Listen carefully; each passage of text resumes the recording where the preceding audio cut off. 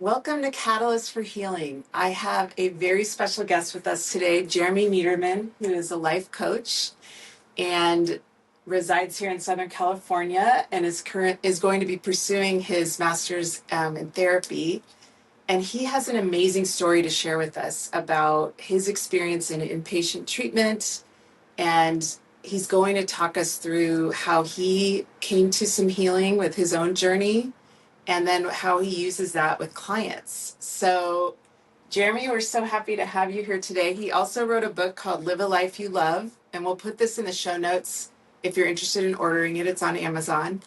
And we're just so happy to have you here. So, welcome. Thank you very much. I'm excited to be here. Yeah, tell the audience a little bit about your story and what brought you to where you're at today. No, definitely. I have lived, in lots of different things in my life. My childhood, unfortunately, there was an abusive household. I was I think it was from first grade all the way through graduating high school. I was in the special ed education program. There was, unfortunately, at that time, there were a lot of bullying and different things. So, my experience as my childhood is I would be at school and it wasn't really a safe environment. And then I would go home and it also wouldn't be a safe environment. So, by the time I was in my teenage years, I didn't know it at the time, but I ended up going and I guess you'd say even running away halfway around the world to the Philippines. I didn't see it that way, but now looking back, being a little bit older, a little bit wiser, Yeah. right? How old were you when you? I believe when I first went, I think I was 17 or 18 when I went, and I ended up not realizing what would, turn out, but I ended up being there for about 8 years. That's where I got married.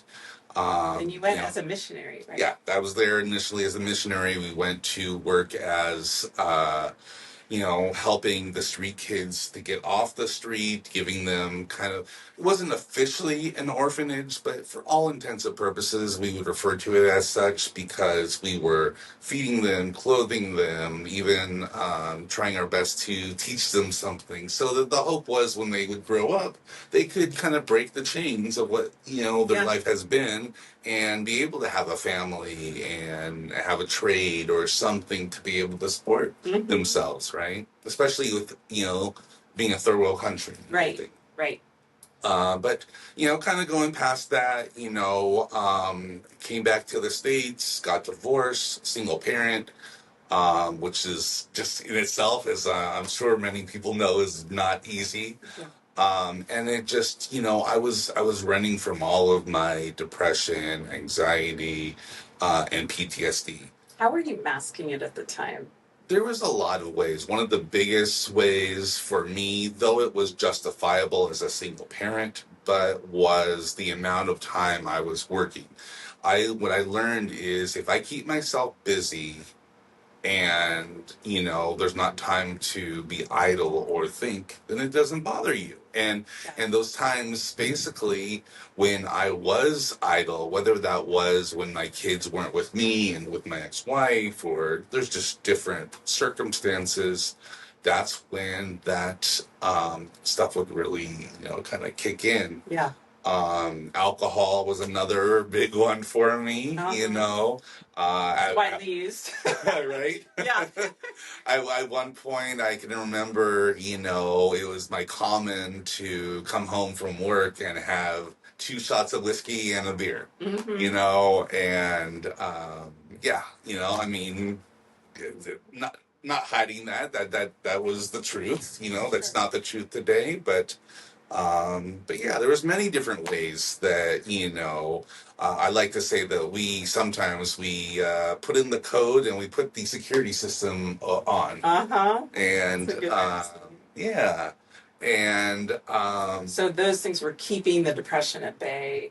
Might have been there had you not been numbing, Yeah. Okay. And so kind of going forward here, I hit a place where I just fell into a very deep um, depression, and couldn't get out of bed. Very um, the classic what you would see in maybe a TV show or a movie or something, right? But it was true for me. I really was only able to muster enough energy to help my kids. Let's say if I had to pack a lunch or what have you. I was lucky because I owned a business at the time that was being successful and had people in place to run it for me, so I didn't have to even go to work. Where I lived was a block away from the high school for my kids. So I didn't even have to be like the parent that was driving them to school. They walked to school, they walked back. They were, in a lot of ways, very self-sufficient. So my life was in a place where, unfortunately, almost for me, it worked. It didn't force me to do certain things. Yeah. And Can you go over those symptoms? Because for people watching, it's really important to assess where is your depression at? And we kind of look at it on a scale from mild to moderate to severe. And so you were starting to notice more severe signs of depression. Like, what would those be for you? You said getting out of bed was difficult. I didn't realize, and I know this now, but at the time I didn't put one and one together. And it's amazing to me how the physical energy is connected to our emotional well-being. Yeah. 100%. I again, like I said, I know full well now how those things are connected. Our whole body is actually connected, and more than just being tired. But that was definitely something where I just literally couldn't muster. It wasn't even like I was just in bed because I felt like lying down. It was because I didn't have the energy to get myself up to do certain things. Hygiene just wasn't at the top of doing things. There's definitely that, for lack of a better word, that poor me type of attitude.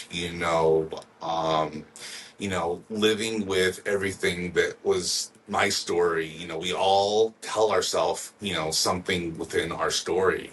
One thing that we'll get into a little bit later, how I got into a program, but one thing that I learned is what's called ANTS. And I thought, oh, that's a funny name. But what that stands for is our automatic negative thoughts. Mm-hmm. And so, me, I had my own personal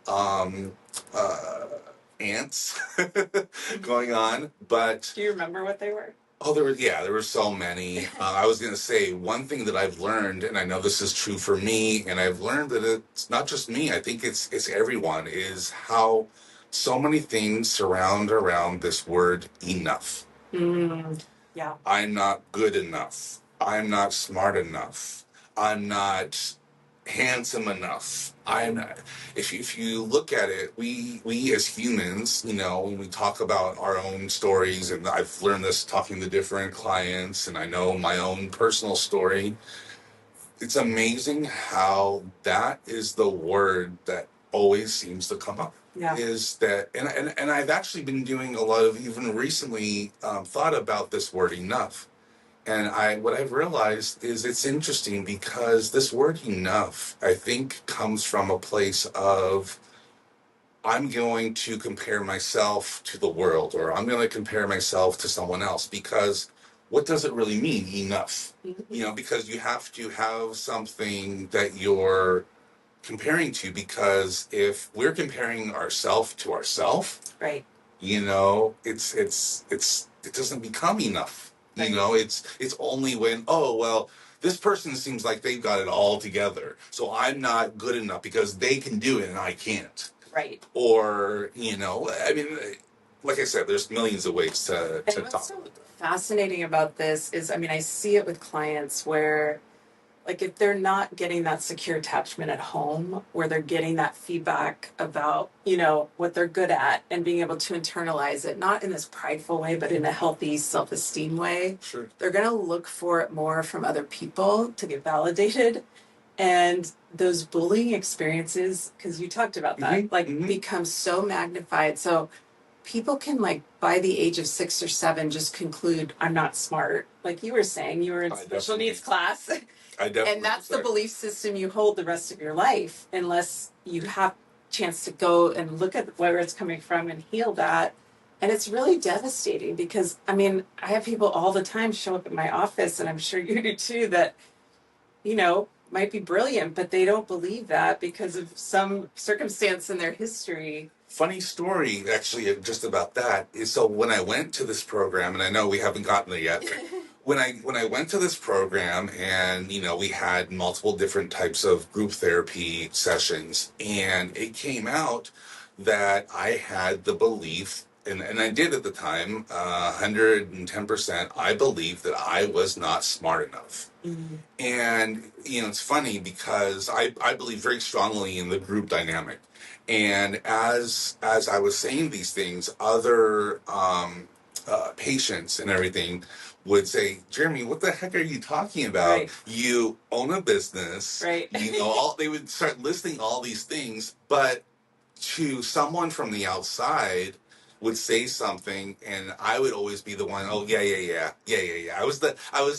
I could never accept something. I could never let it actually soak in. It was always fall on the surface because I didn't see it, because I that was a core belief for me, that from a very young age I believed that I was stupid. Yeah. Well, and that's what's so beautiful about the school system now is I feel like there's much more. When we were growing up, because we're close in age, back in the day, you're just stuck in these classes that are like the dumb kids, basically, is what you feel like. And there's so much more now for these kids around neurodiversity, and it being, I think the language is different. There's not as much shame around it. People are getting help for the things they need help with, but they're seeing their intelligence in different ways. I don't know. I'm happy with how that's moving and changing. Yeah, no, I hear you, and I will say, actually, I feel like I can speak to this a little bit because my oldest son, actually, just like me, was in the special education in the same school district. Same thing from first grade till he graduated high school, and I did see a lot of changes, but I did see, and I didn't even see all of the effects. Some of it I didn't see until after he graduated high school. I was going to say in the last few years. The last few years, I've seen stuff that I didn't realize was going on, that he really got affected. So, for example, for a long time, in colleges, whether it be junior college or even in universities, there's these different programs. DSPS is a abbreviation for one of them, and I didn't understand why my son didn't want to go and get the assistance, and all of a sudden it all clicked for me. Is he has grown up with, oh, he's different, he has this disability, and he didn't want to be identified by that anymore. No, he had a lot of bad experiences, which I did my best, to protect him from, but there's only so much a parent can do, right? I know. But there, not to, say what you're saying is not true, because there has been a lot of advancements, and we've been learning more within the special education programs. Even I had issues with one of my teachers. Believe it or not, I wasn't only bullied by students. I was literally had experiences where I was being bullied and shamed by my teacher. Wow. And so I can say, because actually that same son that I'm talking about is now going to school to become he wants to become a teacher to help others. And even, he's thought about the special education, and there are a lot more, not that it's impossible to become a special ed teacher, but I see now how they've set up these next, more steps that you need to be able to do in order to become. Not anyone can be a special ed teacher, basically. Right. So it is a very interesting. It's progressing slowly, I should say. Yes. Yeah, we're not anywhere near where we need to be, but I mean, so many kids have grown up in that situation, and like you said, unless I mean, there's so many various ways of intelligence, and it's, I work a lot with highly sensitive people and empaths, and they often grow up feeling like the weirdos, but it's like they've got this super ability to, so much high emotional intelligence that's not valued in the school system. So, you've got that issue too. But anyway, getting back to your story. Yes. Okay. I just so appreciate you being vulnerable because it's really hard to find men being willing to talk about mental illness and the effects that it has on them. So anyway, I just want you to share about what got you to the point where you decided you needed to do inpatient, and then what was the experience when you got there? Yeah, so like I said, the depression was really, really bad for me. The biggest thing that really was the what's the word I would use? The motivator was SI, suicidal ideation.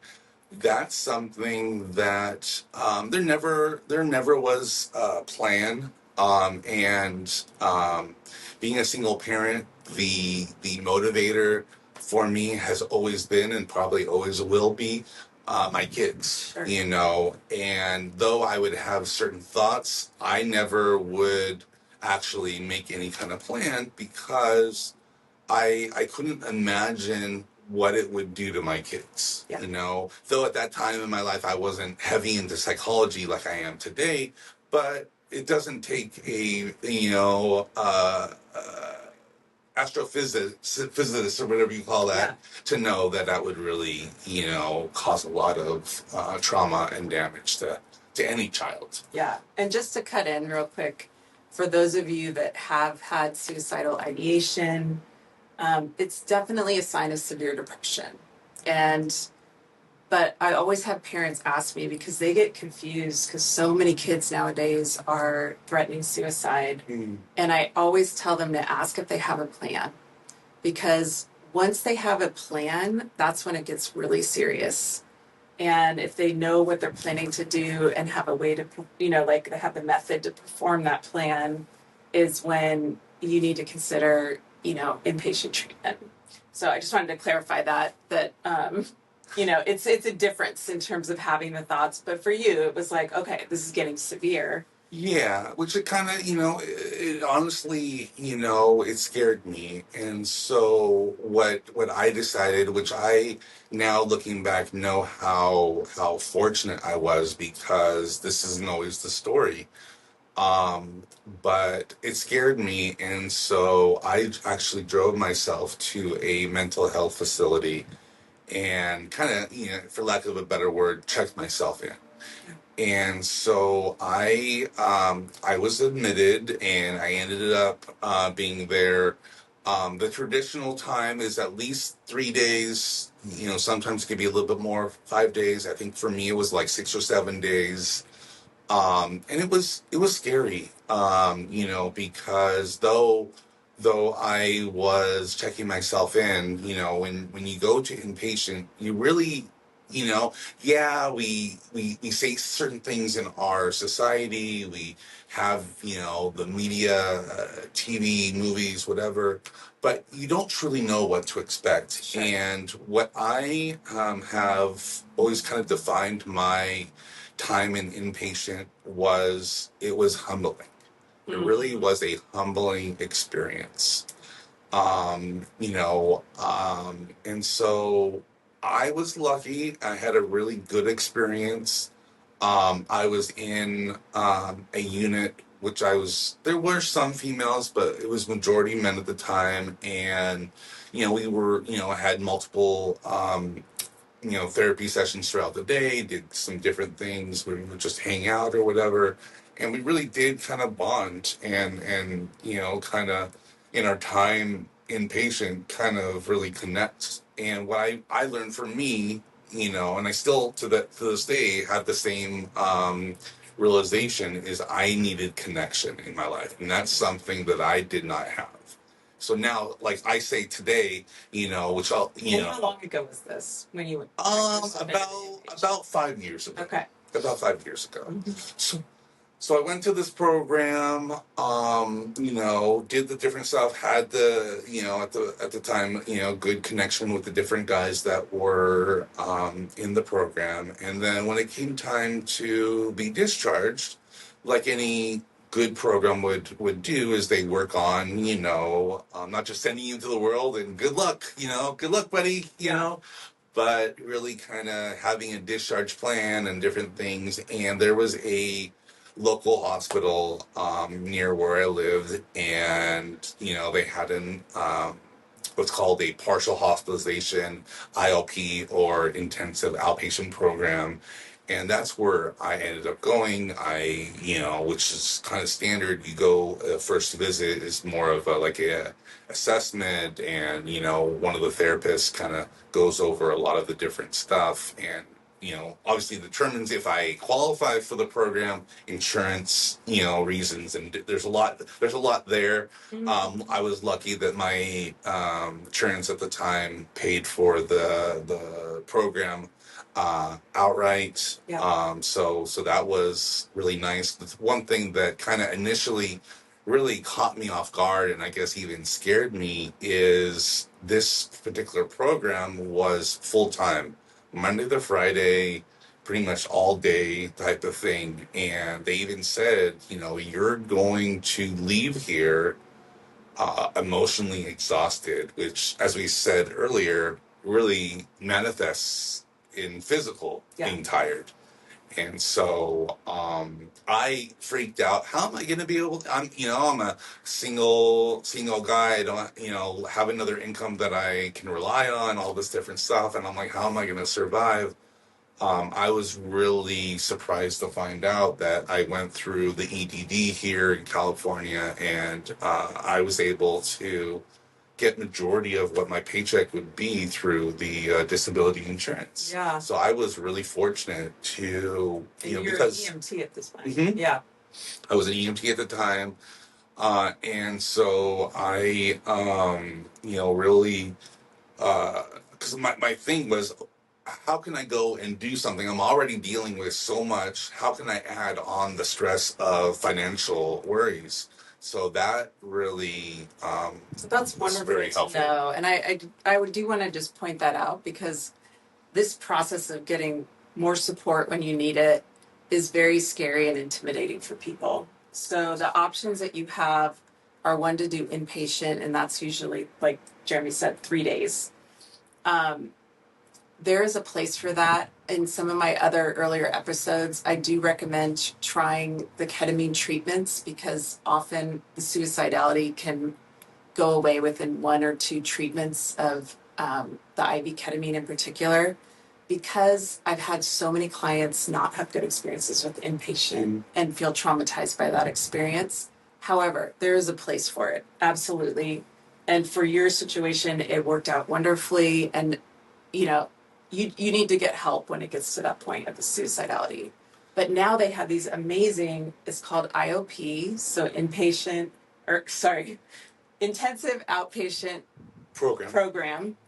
And the wonderful thing about these IOPs is they're covered by insurance. Mm-hmm. So I recommend, like Jeremy said earlier, the group work is really phenomenal. And especially DBT groups, I can't say enough good about the life skills and the mindfulness that you get from those. But what it provides, if I have a client that is coming to me once a week for therapy and they're just not functioning in their life, they're going to need more support.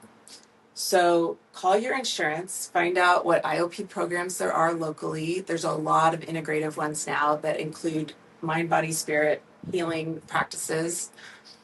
And there's a lot of options. So some of my clients will go like 3 days a week for half a day. And in the assessment, they determine how much you need. So you had to do 9 to 5. And how many weeks was that? It was 8 weeks, so it's actually 2 months, which was a slow, it wasn't full time for that whole time. It was which I think was a really smart way, the way they do it, is it's like a step down program. Okay. So it started full time, Monday to Friday, then it goes to half days, Monday to Friday, and then towards the end of the program, it's 3 days, half time. So it really, helps you to slowly step down because it can be hard to transfer from, let's say I was going full time, Yeah. and then all of a sudden, okay, well, you're done. Right. Either your insurance stopped paying or you're done with the program, you quote unquote, graduated or whatever.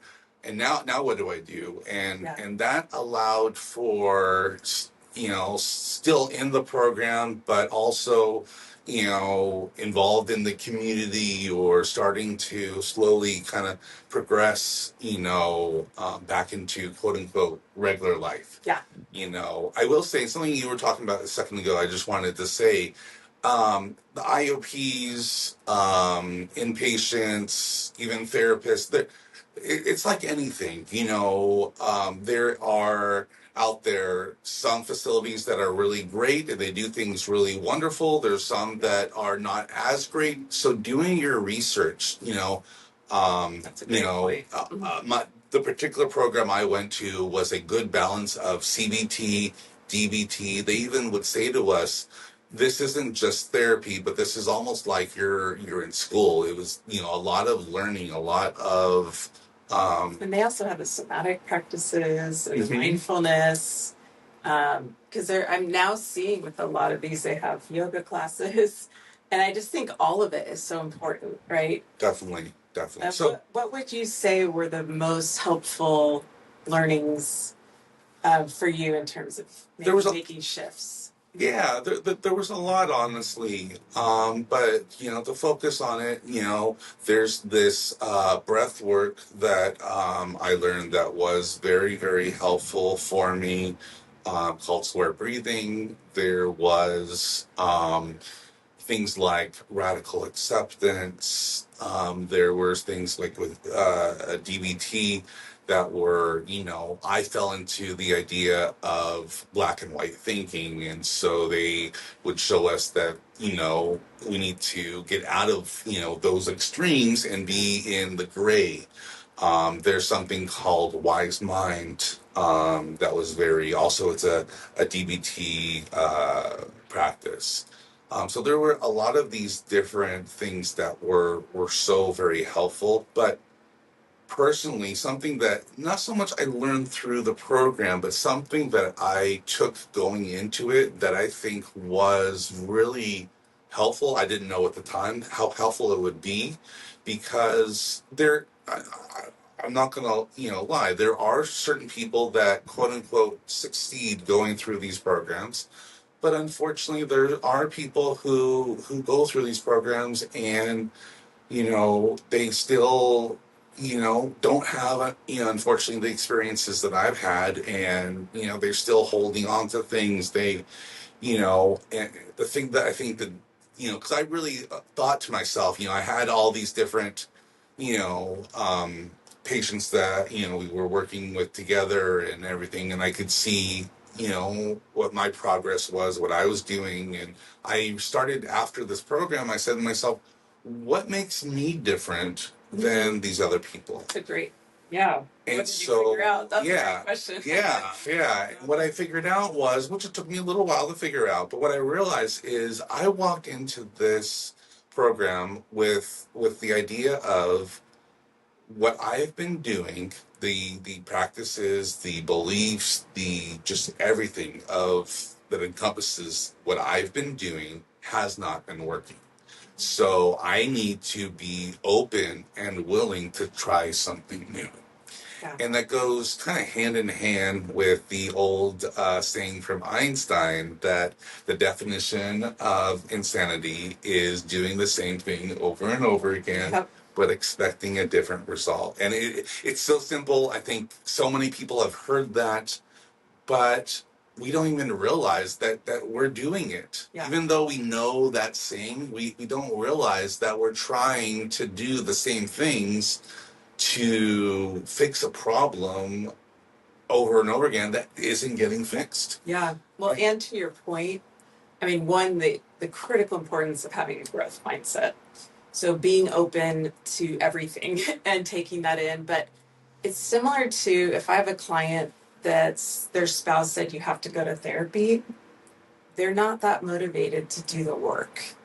And if I have a client coming in who's like, I am ready to change, I'm going to put in the work, they're the ones that get better. And so it's probably the same with the inpatient. If people are being kind of not forced, but like, here's what you need to do, and they're not that motivated, they might not get the best results. I think they have to be motivated to take responsibility, and it's a lot of hard work, right? It is. I was going to say, to your point, I agree with you 100%, because a lot of times people can walk into, whether it be therapy one-on-one or this type of group therapy scenario, and it can walk into it and say, oh, I'm doing it for my spouse, I'm doing it for my kids, I'm doing it for my parents, I'm doing it for whoever. Those people are generally not going to get the most, at least, out of the program. Not to say that they can't get something, but it's the realization, and this was true for me. It's the realization that I have to be willing to do this for myself. I walked into this program doing it for my kids. That was my motivation. Yeah. But I walked out of it with a good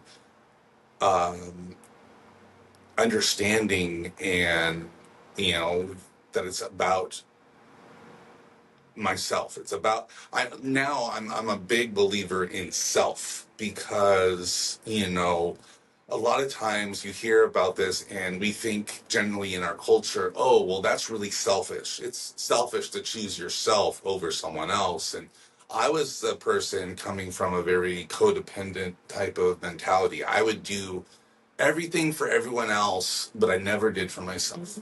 And what I realized is we truly cannot be successful in relationships. We can't just everything in life if we truly want to say, I want, like I titled the book, Living a Life We Love from Struggle to Strength. If we're really going to be able to do that, we have to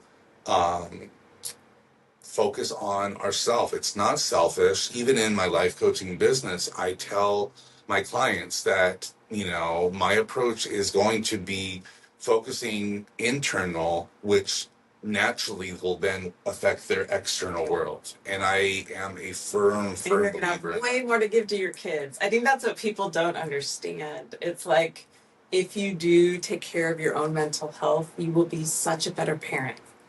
I even think it's ironic, which this is, I don't know about yourself, but I know this is so common. I get this. And, the comment I get from people is, oh, well, I'm just so busy. I have no time to focus on myself. And what I'll say to them is, actually, it's ironic, but when you make time for yourself, you're amazed how you then have more time and more energy and more, even you're more present to the other people in your life. So I am, to kind of go, moral of the story is I'm a big, big believer that, it is vital for us to focus on ourselves. Yes. So what I loved in particular, one is just you sharing in your book your personal story. It has a lot more detail about your childhood, and it's amazing what you've come out of and how you've grown. But now you've turned it into a business. You became a life coach because you're passionate about helping other people, and you're training to become a therapist. Right. As well. So tell me how that developed, because one of the things I love to do with clients is to let them know that whenever we're going through pain and hardship, it's an opportunity to help others that are going through the same thing. And so you're kind of a great example. I know you're still working as an EMT, but you're doing this and developing this on the side. So how did you start to move into, hey, I'm going to become a life coach? And well, looking back, just in general, in the person that I am, my life, I've always been, like today, what I consider myself is, I say I'm a caretaker type of person. Mm-hmm. So I've always been the kind of person that I care about others. I find fulfillment in helping others. You can see that, like we talked about, I was a missionary for 8 years, helping the street kids. As you mentioned, I am currently an EMT, and I have been an EMT for 15 years. I've worked in the hospitals. I've done all these different types of things. So for me, I feel like it was a very natural thing. And really, you know, what was all these things we're going through, and even after the program, it doesn't end there. Yeah. And then I wanna say that too, because it's not like, oh well, I'm gonna devote these 2 months, go through this program, and then look, magic. Here's the magic wand. Right. I wish there was a magic wand. Right.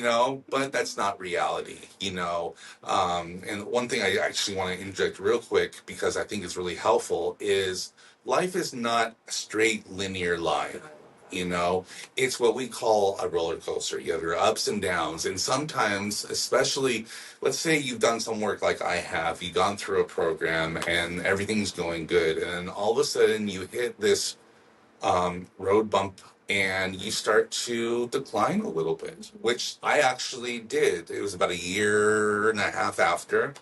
I actually, working with the therapist that I was working at, there was a few different things. My mom was really sick, and it's a mixture of different things that were going on in my life, and it became very overwhelming. I actually, for a second time, went to my doctor and explained what was going on, and they agreed. And because you can't do the disability insurance without the order of the doctor, Okay. and I literally took a month off and I hit the reset button. Good.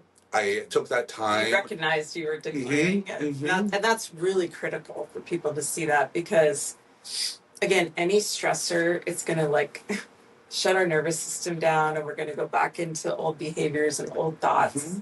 And so I love that you saw that happening and took the time off. Yeah, and I'll say, did I need to do that? 100%. Was it helpful? 100%. But not always do you have to do something that drastic either. Sometimes it's, oh, well, I noticed this, and hey, let me revisit, what was I doing before? What was working? I talk about in the book that I ask myself 2 questions just about every day and throughout the day. And the 2 questions is, what do I need? I'll even ask my clients in my coaching business that question. And it's so funny, because you might think that people would know what that answer is. So many people answer is, Jeremy, I honestly don't know. Yeah. I don't know what I need. And so, that's where... That's your job. So help them figure that out. A little bit, yeah. But referring to the book a little bit, that's where I talk about, because there's a chapter just where I talk about self. And, one thing that I talk about in the self chapter is we really need to, some of us think we know ourselves, but a lot of times we really don't know ourselves. And so we need to begin to really get curious, get to know ourselves, because by doing that, that's what will be able to answer the question of, what do I need in this moment? What do I need in this phase of my life? What do I need in this situation?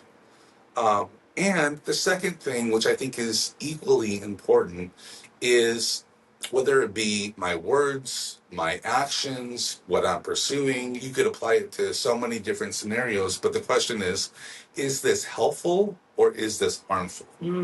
That's a really good Sometimes even, I could say something and it's true. I'm not saying something that's not true or anything else, but by asking myself the question is this going to harm this person by me saying it? It doesn't matter true or not true. Some people say, well, I said this and I know that they didn't like it, but I was telling the truth. Well, yeah, you're right.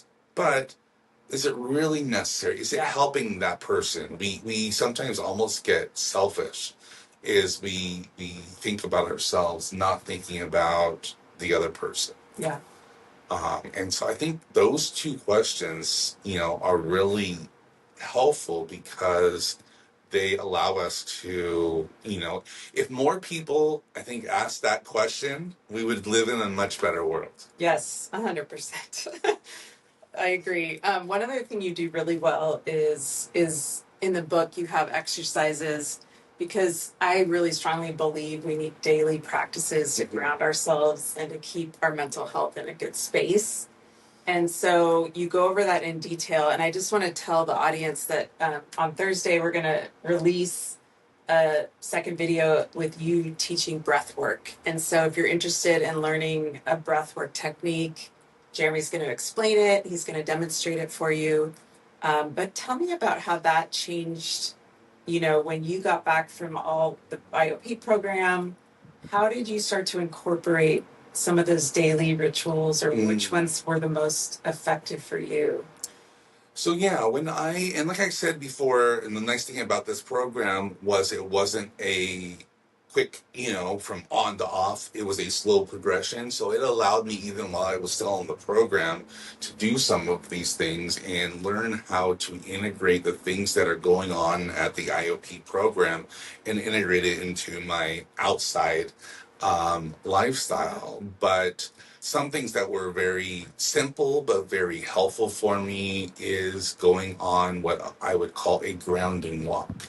And walks are good, they're healthy, but for me at that time in my life, it wasn't about the physical health aspect. It was I could just go for a walk, and I would love to, especially in the morning, hear the birds chirping, and to, where I lived at the time, there's a lot of beautiful greenery and different things, and I would just look around and at a very slow pace, just kind of appreciating the things that are there, and it allowed you to stay present and grounded.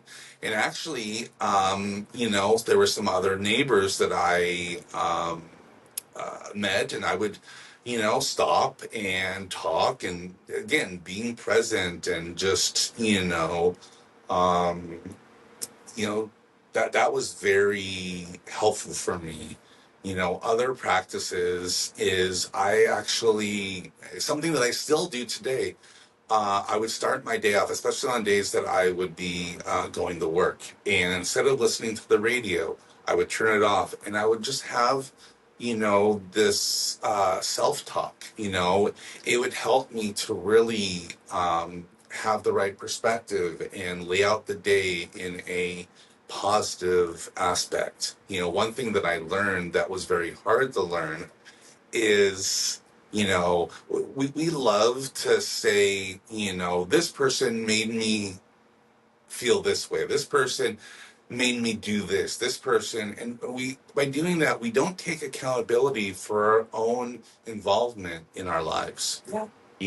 And so one thing that I learned that was hard to learn is ultimately, whether I have a good day or bad day, isn't about the exterior things that could happen. I could have a boss yell at me and tell me what a horrible employee I am. Mm-hmm. I could have people, say all these different things, but it's my choice of how I react to it. I can listen to it and go in the corner and cry. Right. Mm-hmm. That's absolutely a choice, or I can say, you know what? I know who I am. Yeah. They can't see it. It's more of their stuff than it is about me. Yeah. Right? Which is usually the case, by the way. People are always projecting onto us. And so don't take anything personally. Yes. Mm-hmm. But that has really been so pivotal for me, and again, even to this day, because simply saying, hey, I plan to have a good day today, because I know that has nothing to do with, as I referred to earlier, my external world, right? If I am good in here, no matter what happens out here, that does not affect whether I do or do not have a good day. Yeah, that's a great point. So that's been very beneficial. There's been so many things, and I guess maybe the last thing. You go over them in your book. I do. Plus, you have exercises people can fill out. Definitely, I was going to say that. The one thing I was going to say that I think is really important is what I realized is it's this metaphor of, let's say if I was a gardener, I have all these different tools that I'm going to use for different purposes, right? And if my tools are kept in the shed for too long, they'll start to rust. They're not being used. And what the biggest thing that I learned, and I believe in, and even still to this day, is we have to, if we have all these tools. I had all of these tools at my disposal. If they're just never going to be used, I'm going to forget about them. Mm-hmm. I'm going to not know how to use them in when I do finally remember it. So I need to constantly resharpen these different tools, so it doesn't so I don't forget about it, because the longer I forget about it, the harder it really is to come back to it. That is so true. And so that's one of the best things that I think I can suggest, is really taking these tools. And sometimes I remember being overwhelmed, because I'd be like, well, I have this plethora of skills and all these quote unquote tools. Which one do I choose to use today? Yeah. And I would feel bad if I was, I'm going to make this up. If I had 10 tools, I'm only using the one over here all the time. And I'm like, no. I need to start using this one over here, and keeping it almost in a good rotation. Right. But I think that's really important, as you're learning these different things, of really integrating it into your life. That's a great analogy. Thank you. Well, the last thing I would say is, think about where you're at in terms of, like, again, the severity of your mood and whether you need some extra support, and do the research, like you said, to find some really good program if you need that. But the best thing that comes out of this program, any program, or even work with therapists, is learning to depend on other people and have relationships that are real and vulnerable, because that is the best way to get out of any mental health, is to be inviting other people in, to support you. And I think that's what you were talking about with the group work and everything. So I hope this helps educate people about what their options are if they need more support than, just weekly therapy or just medication or any struggles that they're dealing with. And again, Jeremy's coming back to teach breathwork later this week, and you can find his book and his information in the show notes if you wanted to reach out to him. So thank you so much for coming and joining us. Thank you for having me. Yes. Thank you. And we'll look forward to seeing you next week at Catalyst for Healing. Thank you. Bye.